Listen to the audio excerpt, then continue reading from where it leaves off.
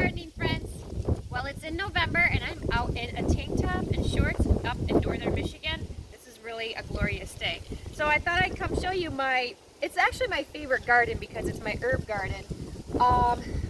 And this year I've been able to build an apothecary, which I didn't even think I was gonna, it was never in a vocabulary word I never thought I would do. So it's kind of exciting because there's lots of great medicinal herbs out here. And I'm also growing garlic and strawberries. So we'll give you a little quick tour in a second here. But the reason why it's my favorite is because when I put a lot of work into a garden, typically all my vegetables, they come and go every single year. And I have to put the hard work in. I harvest, it all dies back, and I do it again every year. Well, this here in the herb garden, I'm able to actually put the hard work in, and it stays. So that's what is kind of exciting. Plus, it's like a fun little project for me to do, be a little creative about how things grow, and like if you want to add some fun decorations and stuff in the springtime. Most of it is cleaned up for the winter because this is pretty lucky that I'm in shorts and short sleeves. It's pretty exciting. But so this one is about to be wrapped up and we have to say goodbye to it. The only thing I have left on here is one sign and the fun little lights that I have that twinkle at nighttime with solar lights. So I'm going to have to wrap those up. So let's give a quick little tour of what I've got going on here. So we've got our strawberries. They have been nestled in with plenty of wood chips. Luckily, the husband, he cuts up a lot of wood, and the byproduct is all these wood chips. He's able to scrape it up with his tractor and then bring it over here, and I've been able to put it everywhere. I've been able to make beautiful paths around here. I've been able to nestle in all the herbs and stuff like that.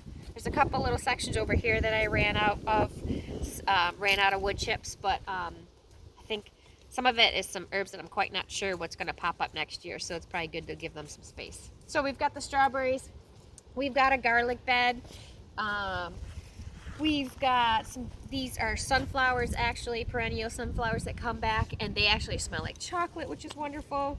We've got a little catnip down there, some more strawberries, some wonderful lemon balm that still actually has some growth on it that I'm able to pick from. So we've been coming out here getting some mint and lemon balm and calendula and making teas out of that, which has been great.